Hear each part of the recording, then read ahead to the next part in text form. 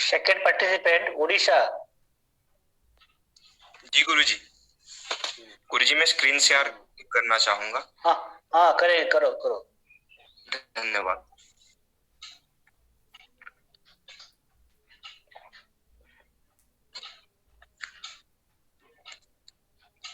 सुधीर भाई जी।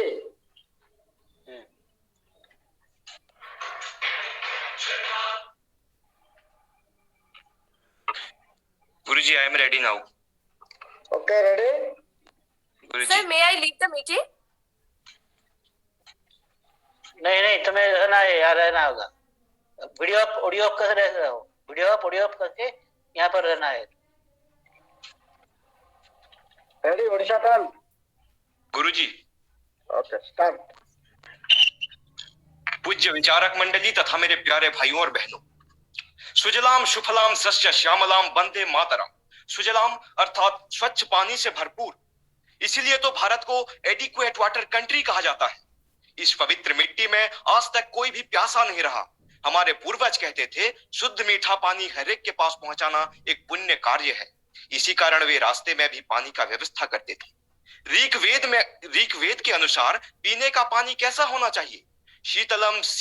शीतलम शोषिनी शिवम इष्टम, यानी कि ठंडा, साफ, जरूरी खनिज से भरपूर और पारदर्शी होना चाहिए। महर्षि वाग्भट कहते हैं अगर कोई नियम के अनुसार जल पीता है तो वो शतायु होने के साथ साथ एक निरामय जीवन जी सकता है। WHO के मुताबिक the TDS in India should not more than 300 mg। कहा जाता है वाटर इज लाइफ। सारा विश्व 22 मार्च को वाटर डे यानी कि जल दिवस के रूप में पालन करता है, अर्थात हम अगले ही महीने जल दिवस मनाने जा रहे हैं। आज का प्रसंग सबके लिए स्वच्छ पेयजल। किसी मुसीबत की ओर तो इशारा नहीं कर रहा। हमारे उड़ीसा के इस साल के पंचायत चुनाव में ही कलाहांडी जूनागढ़ ब्लॉक के कई गांव पानी की समस्या के लिए वोट वर्जन करते हुए बोल रहे हैं पानी नहीं तो वोट नहीं। समस्या तो है। अरे मल्हार की इस देश में ये नौबत आ गई कि पानी के लिए किसी का खून बह रहा है, किसी की शादी टूट रही है तो किसी का परिवार बिछड़ रहा है। इसका एक जीता जागता सबूत है महाराष्ट्र के उस्माननगर। बहुत ही गंभीर समस्या है।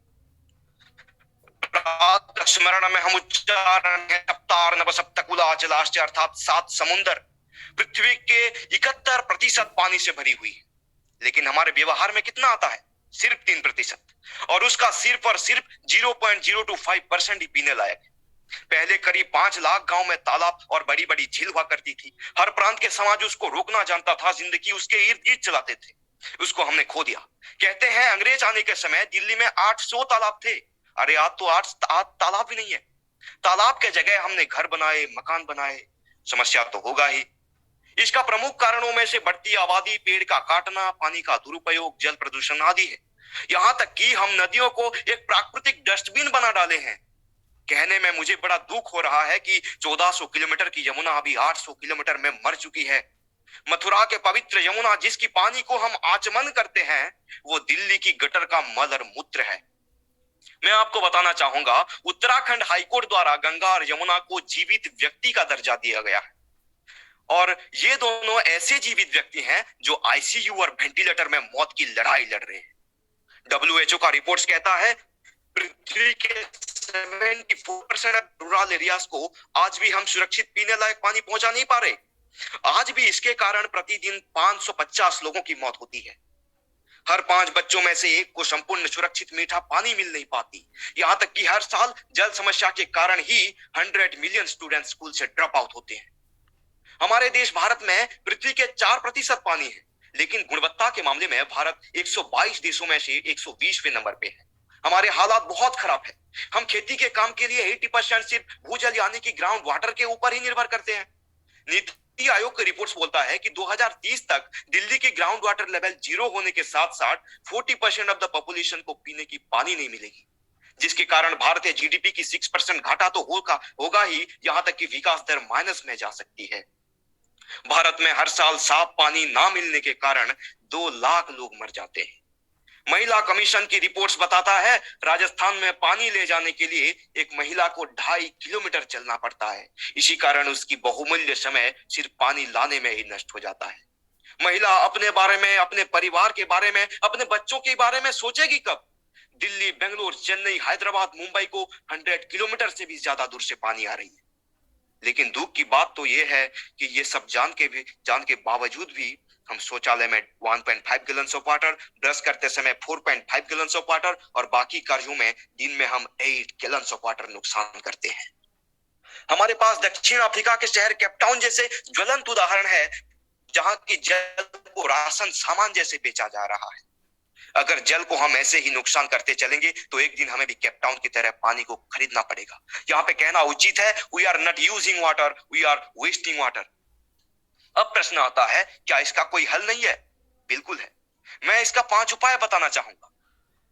प्लांटेशन यानी कि वाटर रिचार्ज। मुझे याद आ रही है अटल बिहारी वाजपेयी जी के रिवर लिंकिंग प्रोग्राम की, जहां की बनिया से प्लावित अंचल से बंजर भूमि को संजोग की जाने की योजना थी। इसी कारण नदी पानी से भरी हुई रहती और ग्राउंड वाटर भी रिचार्ज हो सकता है, जो कि वर्तमान कार्यकारी होने की ढेर आवश्यकता है।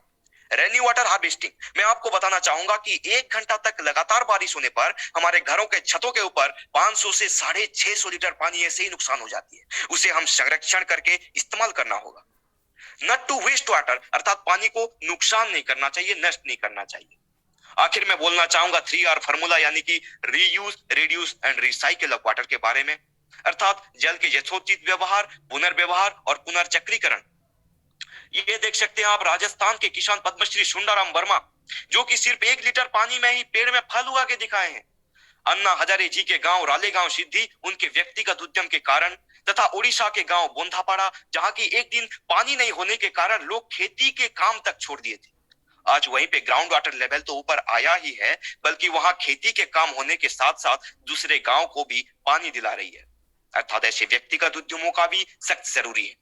इसराइल के वैज्ञानिकों ने आरओ पद्धति में समुद्र की पानी को पीने की पानी में तब्दील करने में सफल रहे हैं। आप चित्र में देख सकते हैं, उस पानी को खुद हमारे प्रधानमंत्री नरेंद्र मोदी जी पी रहे हैं। कई ऐतिहासिक ये बताते हैं कि हड़प्पा सभ्यता पानी की समस्या के कारण ही ध्वंस हुआ था। अगर ये हड़प्पा सभ्यता को ध्वंस कर सकती है तो इसके अंदर वर्तमान के सभ्यता को भी ध्वंस करने की क्षमता है। किसी ने सही कहा है, ये बूंद नहीं ये सांस है, तू समझ जा रे पागल। ये बूंद नहीं ये सांस है, तू समझ जा रे पागल। इसे नष्ट मत कर, इसे बचा ले रे पागल।